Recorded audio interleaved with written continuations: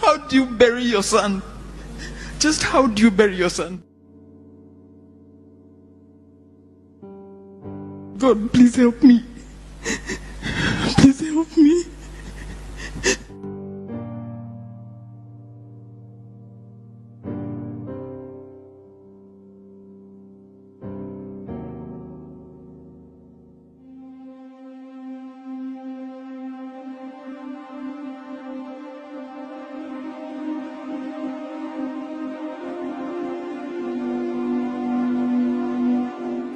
Last year in August, this is the first time that I've been able to publicly share that my son committed suicide. And he committed suicide on my veranda, and my two small children are the ones who found him. And they kept telling me, Mami, come and see, kuna game mbaya Chichi anacheza. And it was a Sunday evening and we had just had supper. And I thought that it was just one of his antics because he was a difficult boy. He became very difficult after he failed his Form 4 exams. And so finally, when they kept going and coming, and I was in my room. When I went outside, I found my son hanging on my veranda.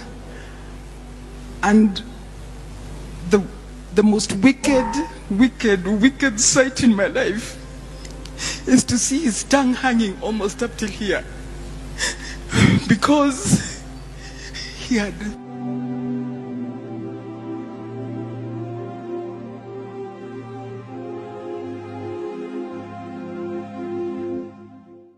I screamed and I climbed up immediately and I collected him and I put him down and I rushed. I started calling his sisters to take him to hospital.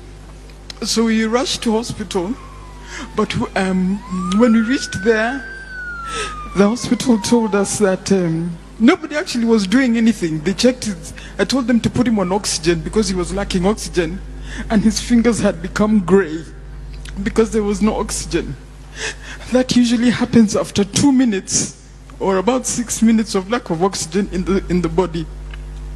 So I walked out and I just went and I told God, God, please help me. Please help me. So when I went back, they were not doing anything. I asked them, why aren't you doing anything? And then it just dawned on me that actually it was over. And as it was over, there was no need for oxygen. There was no need for anything else. And so we had to wait there until we reported to the chief, reported to Embakasi police, and wait until about 3 o'clock when the police vehicle came to take my son and put him in a vehicle car and take him to the mortuary. That is the most wicked, hateful thing that you'll ever need to see. Youth, hakuna kitu ngumu sana ile huwezi kuongea. There is nothing. There is nothing so hard that cannot be discussed. Whether it was sexual violence, which I came to discover that he had been sodomized, whether it was bullying in school, whether it was peer pressure, whether it was failing his exams. So when he failed his exams, first of all, his knowing depression makes you have all the symptoms that are mentioned in that paper. All of them, he had them. He would come to the sitting room, he's dressed in his underwear, he doesn't care, he doesn't come out of bed. So I used to insist he comes and eats with us. He doesn't want to eat with us. And so they become very difficult when depression hits. So recognize, please, when somebody starts shutting down, there's a problem. This boy had grown up as a very healthy, loving, fun-loving boy, full of love, full of laughter, full of jokes. But something happened somewhere along the line, and he just started withdrawing. And I kid you not, within 6 months, he had committed suicide. Youth, I want to tell you, you know, you can think that you're the one in the problem. There's a place you will reach, you will be unable to pull yourself out again. So before you reach that pit, before you reach that bottom, please ensure that you have talked to somebody. please ensure that you have shared with somebody. There's nothing too hard. There's nothing too hard. Bible says there is nothing new under the sun. So anything that you're going through is not new. It has happened to somebody else, and it can be solved. We buried my son, but now the after effects are the worst. Because now I kept blaming myself. What didn't I do? What did I do? I tried to be as supportive as I wanted. He refused school. One day he just said, Mami sirudi hiyo shule. And that was it. I had to look for another school for him to go to. And when he went to another school again, then he refused to attend lessons. And then he attends exams, and then he's shocked that he fails his exams. And so when we showed him his results and he came home with the results, he couldn't believe it, and that's when he started going downhill. So the sisters, his sisters, my children, all tried to encourage him to do other things. You can't sit. Do you want to go to driving school? Do you want to go to college? Do you want to draw? Because he was a very good artist.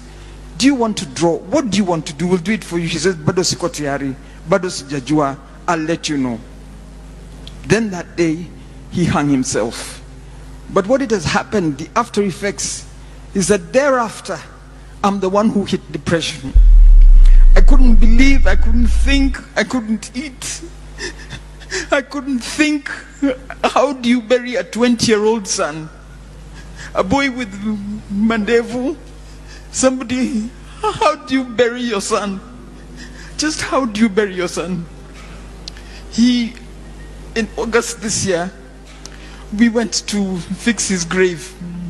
And there's nobody who feels the pain apart from a mother, apart from a brother, apart from a sister. Nobody feels that pain. You might think that you're in a pit, but you're not. There is always help. I want to thank the government for making mental health a priority, because we would have lost so many. When we were going to collect my son that day, we were so many parents. We left at 5 in the morning because we were going to Siaya. And I tell you, 6 parents were there because of suicide. 6 parents. And those that were in there that were waiting to be collected the following day, some were being brought in.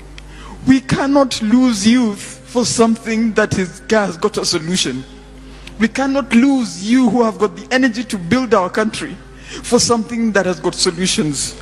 I beg you to engage with the processes that are available for us, for the options that are open for us, and please, so that you don't hurt your parents also.